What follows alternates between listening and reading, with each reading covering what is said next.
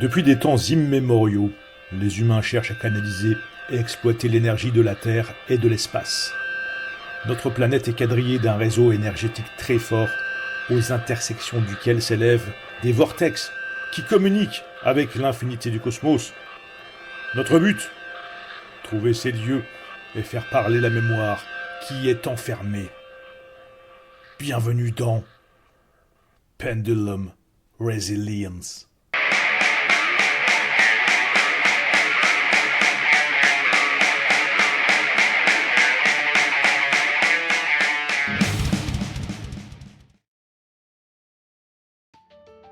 En préambule, je voulais saisir l'occasion pour vous remercier toutes et tous de l'accueil que vous avez réservé au premier épisode. J'étais assez étonné de voir que ça a suscité pas mal de réactions et merci encore. Il y a une question qui est revenue très fréquemment, c'est pourquoi tu prends autant de temps pour sortir le nouvel épisode? Alors la réponse elle est multiple. Disons qu'après le tournage du premier épisode pilote, j'ai fait un stage de géobiologie. J'ai également rencontré un prêtre démonologue, un des rares prêtres français à s'être formé au Vatican à la démonologie. J'ai renoué contact également avec un vieil ami qui est pasteur protestant et qui a eu l'occasion de partir en mission en Afrique et faire des exorcismes. J'ai également rencontré différentes personnes et toutes m'ont mis en garde sur ma démarche, à savoir, attention, tu ouvres un portail, quand tu poses des questions, tu ne sais pas à qui tu t'adresses, tu ne sais pas qui te répond ou qui se fait passer pour une entité. Est-ce que tu n'interroges pas finalement un démon qui va pouvoir rentrer chez toi et prendre possession de ton âme? Alors tout ça, ça fait un peu peur, ça m'a calmé, je me suis remis en question par rapport à la démarche et j'ai pris des mesures nouvelles, à savoir que le tournage désormais s'effectue à 2 personnes et également j'ai une pierre de protection avec moi qui est une labradorite, qui est une pierre bleue qui est censée repousser les mauvais esprits. Alors je vous souhaite un bon visionnage, vous allez voir, il se passe des choses assez inédite dans cet épisode, et à très bientôt.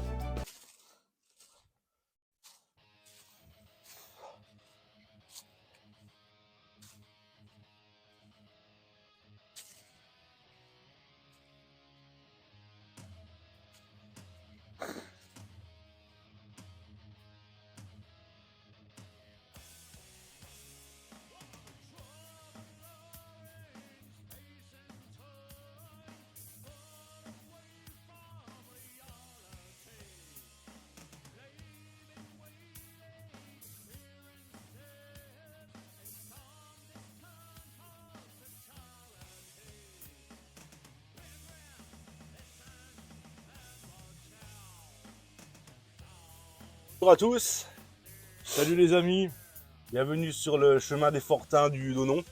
Voilà, il fait pas très beau, il fait peut-être 1 ou 2 degrés. Je suis accompagné de mon ami Dave, qui est spécialiste de la WW1, Première Guerre mondiale, et il va nous guider dans ce petit sympathique bunker de commandement. Voilà, explique-nous un petit peu de quoi il s'agit, Dave. Donc on est face à une structure allemande, bétonnée, donc pour la petite histoire, suite à la défaite française de 1870, l'Allemagne s'est emparée donc de l'Alsace-Moselle et sentant venir l'esprit revanchard des Français, les Allemands ont immédiatement entrepris des travaux de fortification dans la crête des Vosges, notamment avec ce genre d'ouvrage. On reconnaît bien donc le style allemand, les gros coffrages béton, et pour ceci ils avaient installé dans la vallée de la Bruche jusqu'au col du Donon un téléphérique pour pouvoir amener le matériel et construire leur fortification sur cette fameuse crête. Ok. Voilà. Donc on va jeter un coup d'œil. Avec plaisir. Bah, fais-nous visiter, fais-nous le tour du propriétaire. Oui. Bon, c'est un peu sombre. Terre. Allez, c'est parti. Allez, on y va. On voit déjà les structures du plafond typiques allemandes. C'est du zinc, du métal. C'est de la tôle ondulée au fait. Bah oui. Ce qui est assez exceptionnel, c'est qu'il n'y a pas un pet d'oxydation. Non, l'impression que ça a été coffré il y a une vingtaine d'années. Hein. Ouais, c'est vrai. Là, voilà, il y a les traces d'humidité qui ont fait que. Mais le fait que ça soit une surface semi-enterrée, Ça protège. ça protège un petit peu, ouais.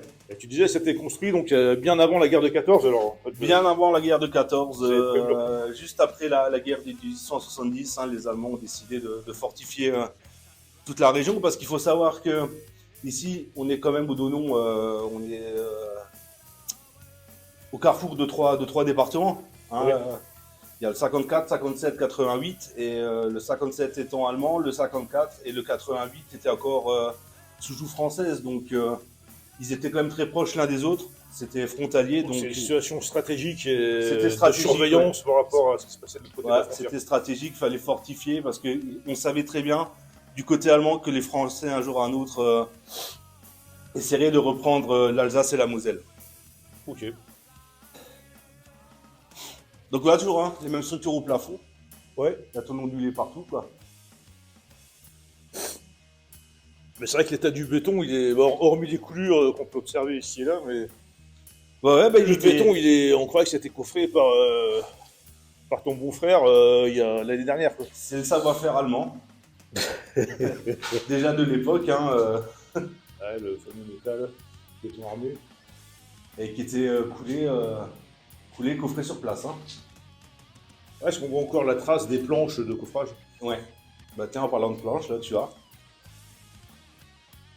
Là, c'est d'origine. Ouais, carrément.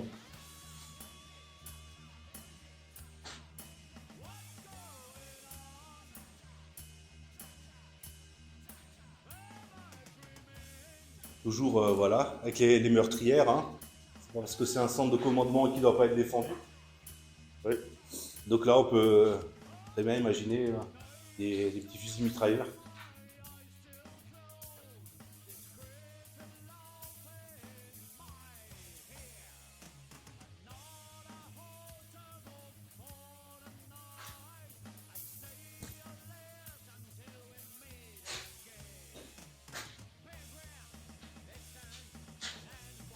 Attention au trou. Hop.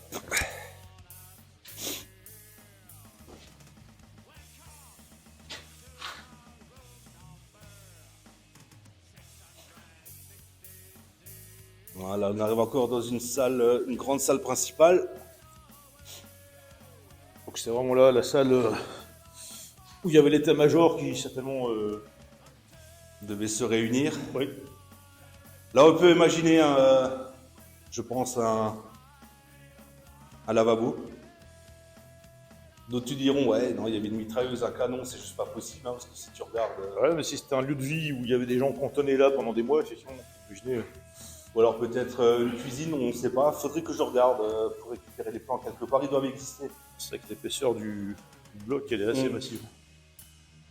J'avais déjà vu des commentaires, des gens disaient, oui, là, c'est l'assise d'un canon, d'un fusil mitrailleur, mais c'est juste pas possible. Ah, parce oui, que d'un si tu canon, regardes, la tu petite vois, ouverture minuscule, Ouais. là,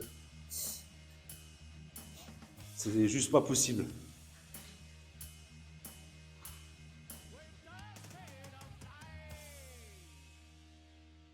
Mais à la base, moi, j'opterais plus pour une cuisine quand même, je pense. voilà, un élément d'une cuisine, peut-être la base pour un fourneau, c'est ça, ou une cheminée. Ou... Bah, il n'y a pas d'évacuation, il n'y a rien, c'est étonnant. Oui. Bon. Affaire à suivre. Affaire à suivre, exactement.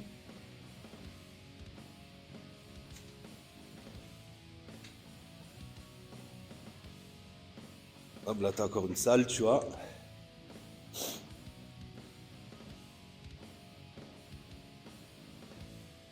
De toute façon, c'est toujours les mêmes modèles. Hein. Ouais, c'est décliné à l'infini. Toutes leurs casemates hein, étaient construites sur le même modèle. On reconnaît le côté industriel allemand de la machine de guerre impitoyable. Ouais, c'est ça. C'était simple, efficace. Ce qui est étonnant, effectivement, on en a parlé tout à l'heure, mais c'est l'état du bois. Là, c'est vraiment. Bon, il est un peu humide, mais il n'est pas pourri. Non. Ça fait quand même quoi, 150 ans que c'est là. Ouais. Et...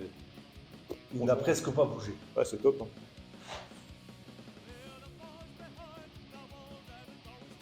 Ah, faut qu'on c'est des pièces jumelles au fait à chaque fois, tu vois. Ah, oui, oui, oui.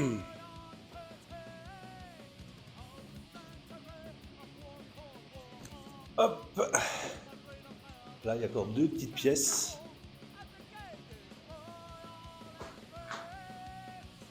Avec les meurtrières. Hein.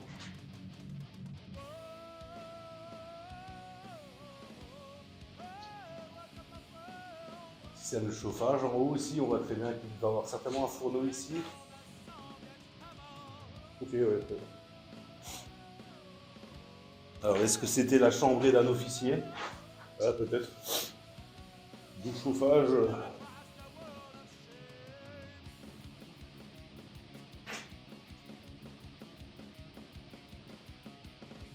Puis là, pareil, pièce jumelle. La même, mais inversée. Ok. Alors, on voit très bien comme le béton était fait à l'époque. Ouais, c'est en train de se désagréger quand même. Enfin, les techniques de construction n'ont pas tellement changé depuis. Hein. Non, ça reste les mêmes. On voit bien la tréfilerie du coffrage. Ça reste les mêmes techniques de nos Ouais, jours. c'est quoi. ça qui est fort.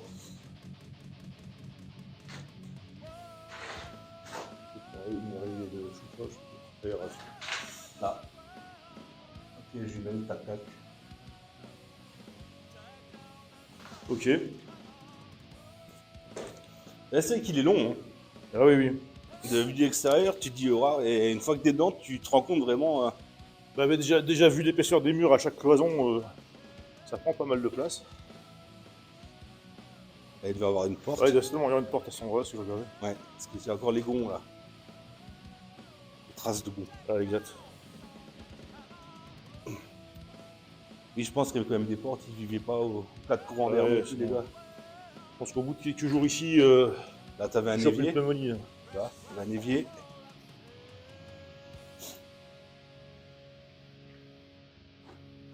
Il y a encore une grande pièce.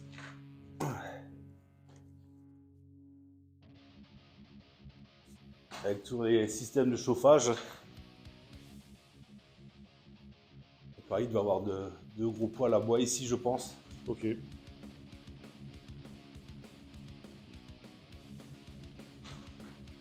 Il y a une petite niche en bois, quoi, pour l'éclairage, les bougies. Enfin, il y a des traces de bougies. Bon, ça c'est récent, je pense. Oui, ça Mais- c'est récent, ouais. Parce que j'ai vu tout à l'heure, il y a des câbles téléphoniques qui sont là. Tout à fait. Est-ce que tu penses qu'il y avait aussi d'électricité Ils avaient l'électricité, ouais. Ok.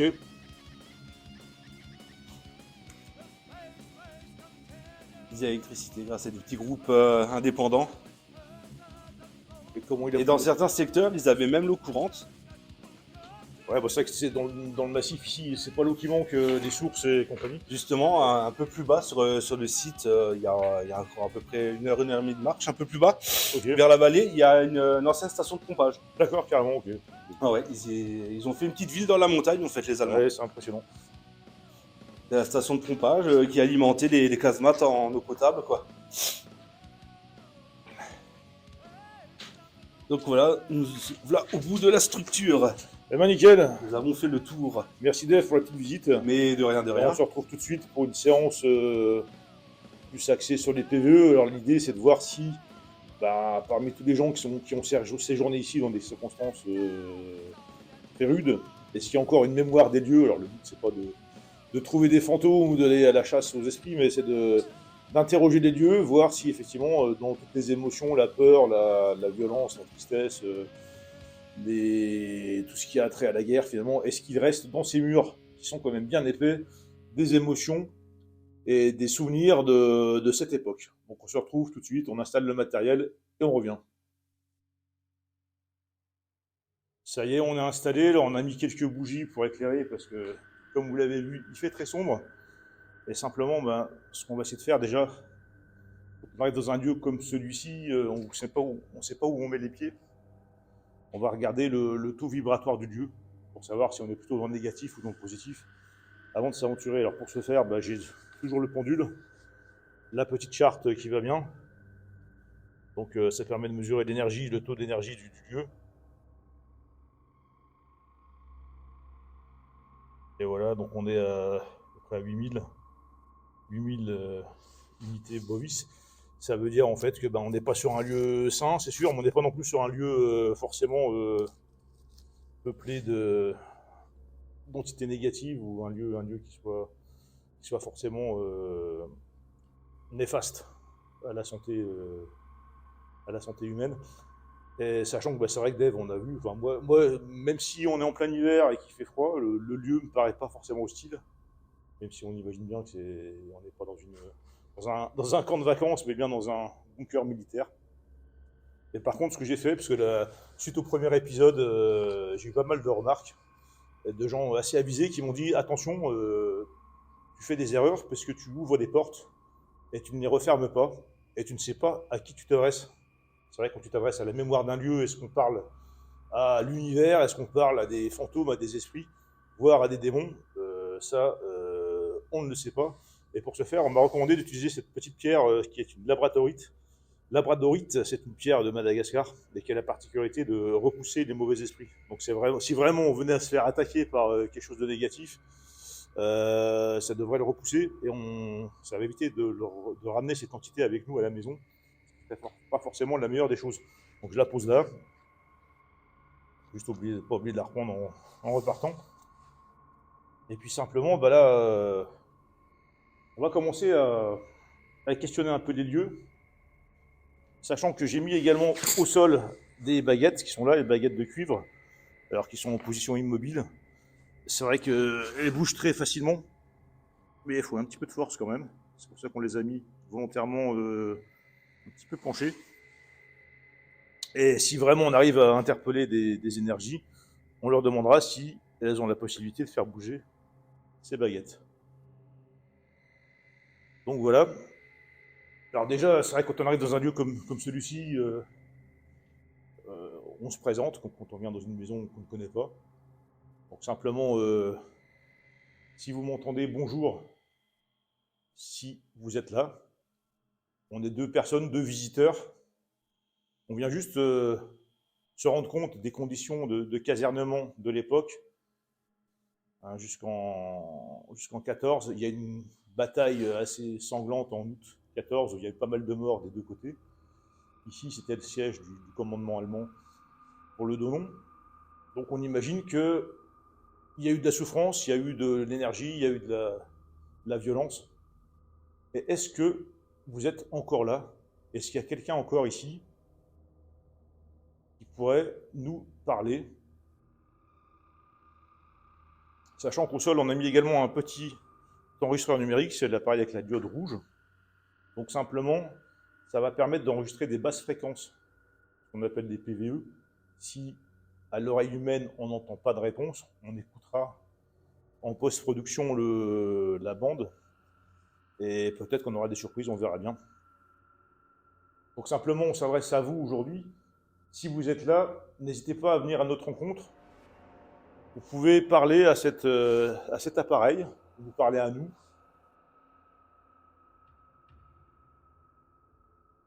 Et combien étiez-vous à vivre ici?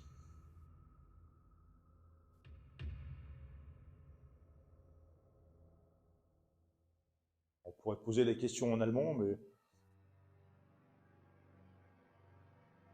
wie viele Leute seid ihr?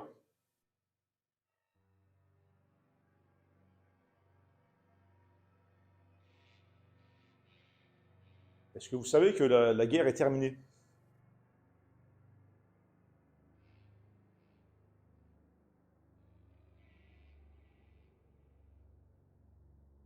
Et comment vous appelez-vous? Qui était le commandant de ce bunker?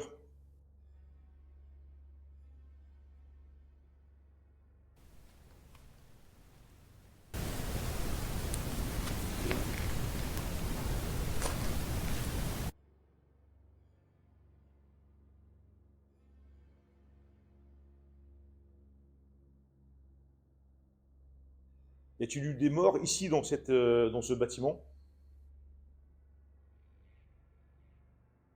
Si oui, est-ce que c'est vous?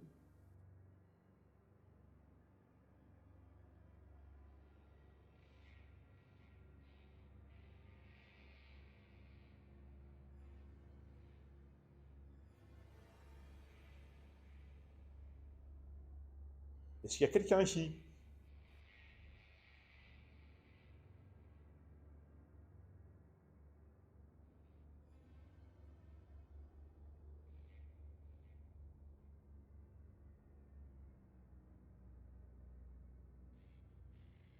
Alors moi, je m'appelle Christophe, on me surnomme Guy, je suis accompagné de Dave, qui est en train de filmer.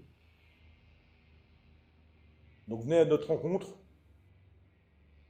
présentez-vous.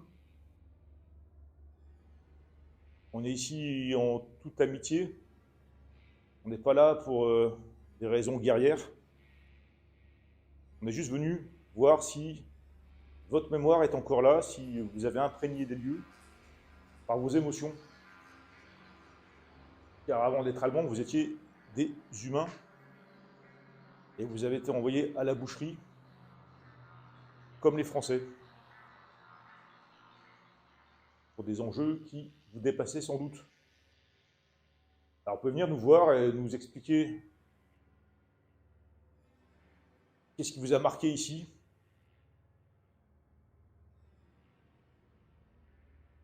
Est-ce qu'il y a eu un hôpital ici ou des blessés qui ont été soignés dans ce bâtiment? Ou est-ce que vous avez été évacué à l'extérieur?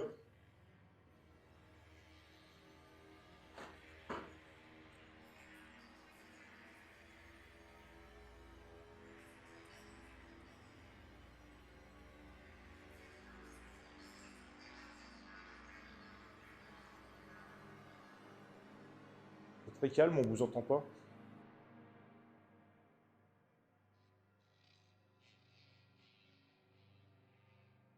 Vous savez qu'on a fait un petit peu de chemin pour venir vous voir. C'est pas forcément évident de vous trouver.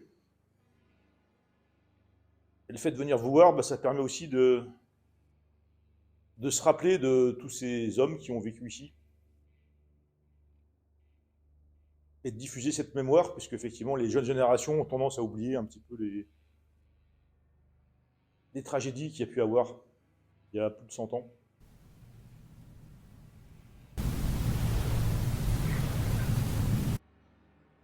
Vous voyez au sol, il y a des baguettes en laiton. Elles se bougent très facilement.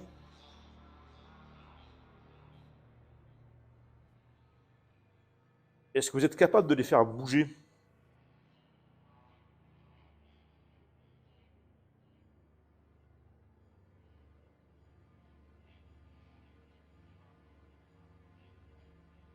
Pour prouver que vous êtes là, pouvez-vous faire bouger les baguettes? Les faire tourner?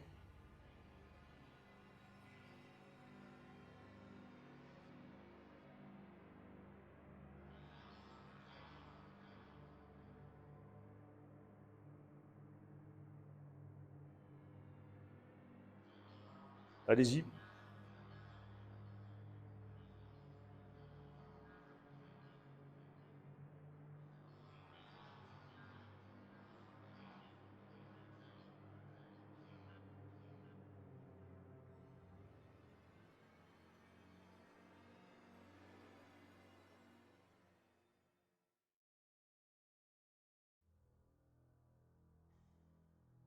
Alors là, on est sorti du bunker, on est monté sur le sommet du Petit Donon, où il y a des stèles commémoratives, des stèles d'identification des soldats qui sont tombés.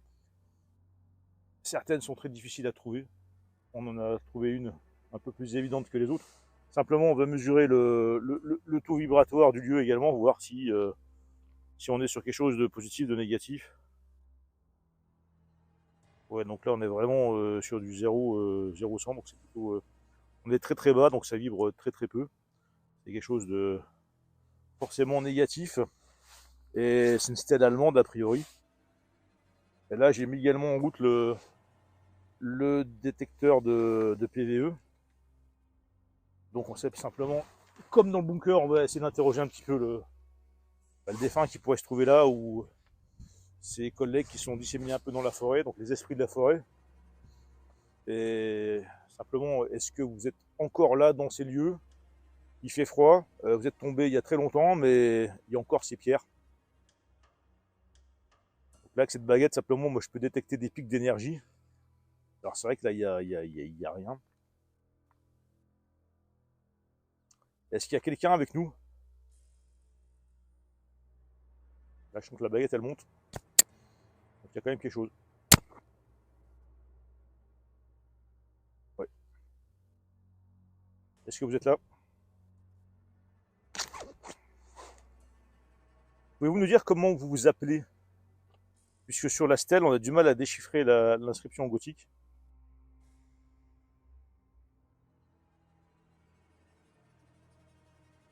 Comment vous appelez-vous? Bassiste Irnam.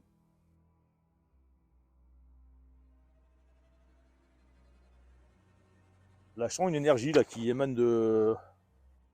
qui pousse un peu de la baguette vers moi.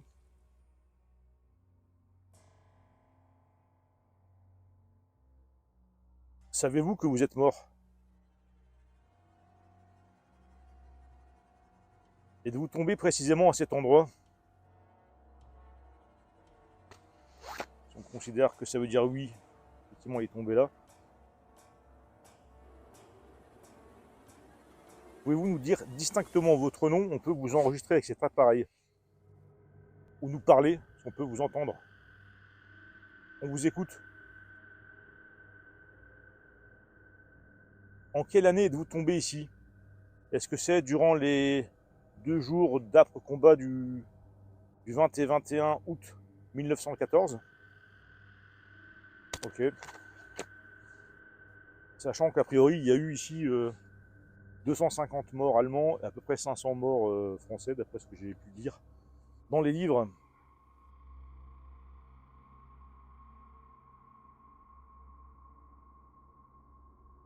Est-ce que vous êtes conscient d'être mort? Est-ce que vous êtes mort? Est-ce que vous savez que vous êtes mort? Ok. Pouvez-vous nous dire d'où vous étiez originaire en Allemagne? Est-ce que vous étiez un Bavarois? Parce qu'apparemment, il y avait un régiment de Bavarois ici. Ok. Quel était votre grade? Aviez-vous un grade? Étiez-vous lieutenant, caporal? Là, vous pouvez nous le dire.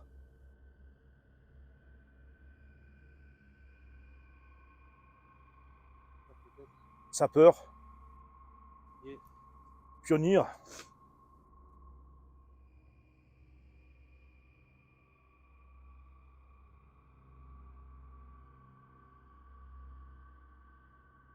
En tout cas, merci de nous avoir répondu si tel est le cas.